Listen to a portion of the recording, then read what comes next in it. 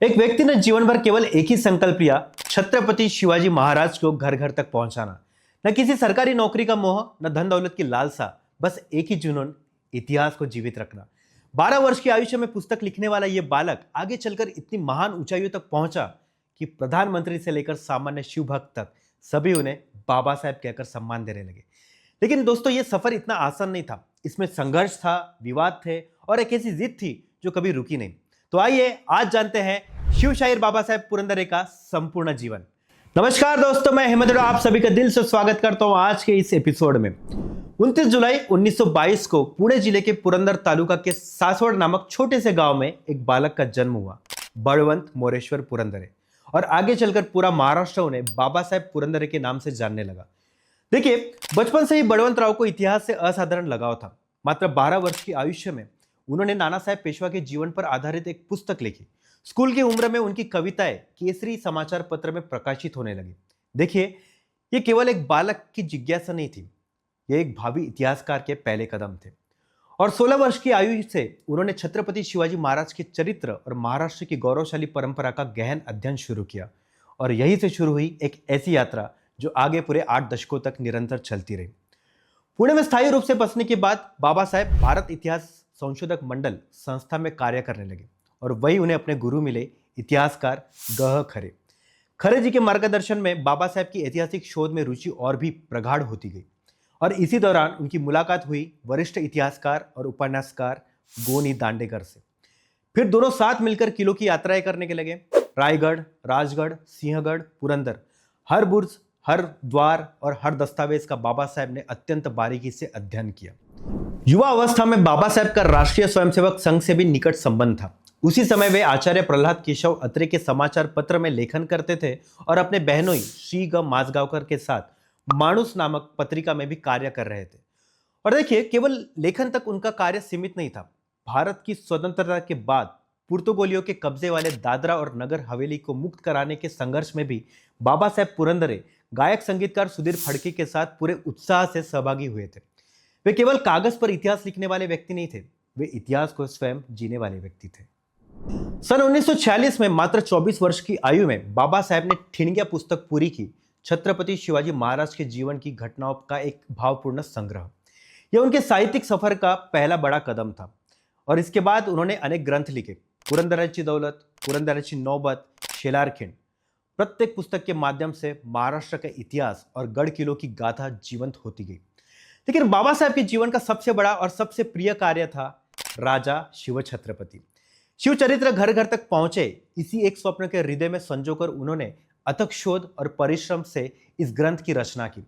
और आज यह ग्रंथ महाराष्ट्र के लाखों घरों में आदरपूर्वक रखा जाता है, केवल एक पुस्तक के रूप में नहीं, बल्कि श्रद्धा के प्रतीक के रूप में। सन 1985 में बाबा साहेब ने एक ऐसा साहसिक कार्य किया जो महाराष्ट्र के रंगमंच के इतिहास में हमेशा के लिए अंकित हो गया। जाणता राजा, यह महानाट्य। 200 से अधिक कलाकार, भव्य मंच सज्जा, हाथी, घोड़े और तोपों से सुसज्जित मंच, शिव चरित्र को प्रत्यक्ष आंखों के सामने साकार कर देने वाला यह नाट्य था। अगले 37 वर्षों में इस महानाट्य के 12 से 50 से अधिक प्रदर्शन हुए, केवल महाराष्ट्र में नहीं बल्कि पूरे भारत और विदेशों में भी। और बाबा साहेब यही नहीं रुके। बाबा साहेब ने शिव चरित्र पर 12,000 से भी अधिक व्याख्यान दिए। एक व्यक्ति अपना संपूर्ण जीवन एक ही ध्येय के लिए समर्पित कर दे, इससे बड़ा उदाहरण और क्या हो सकता है। पुला देशपांडे ने एक बार उनके बारे में यह कहा था कि देशस्थी रंग का, कायस्थी कदकाठी वाला, लहंगा और शर्ट पहनने वाला हंसमुख व्यक्ति इतिहासकार है। इस एक वाक्य में बाबा साहेब के सरल, मिलनसार और उतने ही विद्वान व्यक्तित्व का सटीक चित्र उभर जाता है। तो दोस्तों, बाबा साहेब की इस अथक कार्य की प्रशंसा ना होती तो ही आश्चर्य होता। वर्ष 2012 में उन्हें प्राचार्य शिवाजी राव भोसले स्मृति पुरस्कार प्राप्त हुआ। वर्ष 2013 में उन्हें डी.लिट की उपाधि प्रदान की गई। 19 अगस्त 2015 को, जो तिथि के अनुसार उनका 93वां जन्मदिन था, महाराष्ट्र सरकार ने उन्हें महाराष्ट्र का सर्वोच्च नागरिक सम्मान महाराष्ट्र भूषण प्रदान कर सम्मानित किया। वर्ष 2016 में गार्डियन गिरिप्रेमी जीवन गौरव पुरस्कार से सम्मानित किया गया। और 25 जनवरी 2019 को भारत सरकार ने उन्हें देश का दूसरा सर्वोच्च नागरिक सम्मान मतलब पद्म विभूषण प्रदान किया। लेकिन दोस्तों, इन सभी सम्मानों से भी बड़ा बाबा साहेब का हृदय था।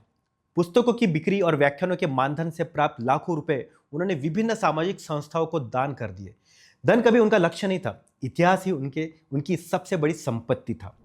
29 जुलाई 2021 को बाबा साहेब ने अपने जीवन के 100 वर्ष पूरे किए। उनके शताब्दी जन्मोत्सव के अवसर पर पूरे महाराष्ट्र और देश भर से शुभकामनाएं की वर्षा हुई। स्वयं प्रधानमंत्री नरेंद्र मोदी ने भी वीडियो संदेश के माध्यम से उन्हें शुभकामनाएं दी और इस बात की सराहना की कि बाबा साहेब ने अपने कार्यों के माध्यम से सिद्ध किया कि छत्रपति शिवाजी महाराज का प्रभाव केवल महाराष्ट्र तक सीमित नहीं बल्कि पूरे देश पर है। लेकिन नियति को कुछ और ही मंजूर था। 26 अक्टूबर 2021 को बाबा साहेब का संतुलन बिगड़ने से वे गिर पड़े और उनके सिर में गंभीर चोट आई। उन्हें तुरंत पुणे के दीनानाथ मंगेशकर अस्पताल में भर्ती कराया गया। बाद में उनकी तबीयत और अधिक बिगड़ती गई। उन्हें निमोनिया हो गया और उन्हें वेंटिलेटर पर रखा गया। आखिर 15 नवंबर 2021 को सुबह लगभग 5 बजे वृद्धावस्था के कारण शिवशाहीर बाबा साहेब पुरंदरे का निधन हो गया। 100 वर्ष की आयु में उन्होंने इस संसार को अलविदा कहा। अपने पीछे वे पुत्र अमृत, पुत्र प्रसाद और पुत्री माधुरी सहित अपना परिवार छोड़ गए और कुछ वर्ष पहले ही उनकी पत्नी निर्मला ताई का भी निधन हो चुका था। प्रधानमंत्री नरेंद्र मोदी से लेकर राज्य के प्रत्येक नेता तक सभी ने शोक व्यक्त किया और मोदी जी ने लिखा भी कि शिवशाहीर बाबा साहेब पुरंदरे अपने उल्लेखनीय कार्यों के कारण लोगों के दिलों में हमेशा जीवित रहेंगे। दोस्तों, बाबा साहेब पुरंदरे आज हमारे बीच में नहीं है, लेकिन उनकी लिखी हुई हर पंक्ति, दिया गया हर व्याख्यान और मंच पर जीवित किया गया वो जानता राजा, ये सब आज भी महाराष्ट्र के मन में शिव चरित्र को जीवित रखे हुए हैं। एक व्यक्ति ने यह ठान लिया था कि छत्रपति शिवाजी महाराज केवल इतिहास की पुस्तकों तक सीमित नहीं रहेंगे बल्कि घर घर और हर हृदय तक पहुंचेंगे और उन्होंने ये करके दिखाया। यही बाबा साहेब पुरंदरे की सच्ची विरासत है। तो दोस्तों, आपको बाबा साहेब का कौन सा कार्य सबसे अधिक प्रेरित करता है, हमें कमेंट में जरूर बताइए। और यदि आप ऐसे ही इतिहास और महान व्यक्तित्व की प्रेरणादायक कहानियां सुनना चाहते हैं तो चैनल को सब्सक्राइब करना ना भूलें। मिलते हैं अगले एपिसोड में, तब तक आप कुछ ना कुछ पढ़ते रहिए, क्योंकि पढ़ोगे तो बढ़ोगे।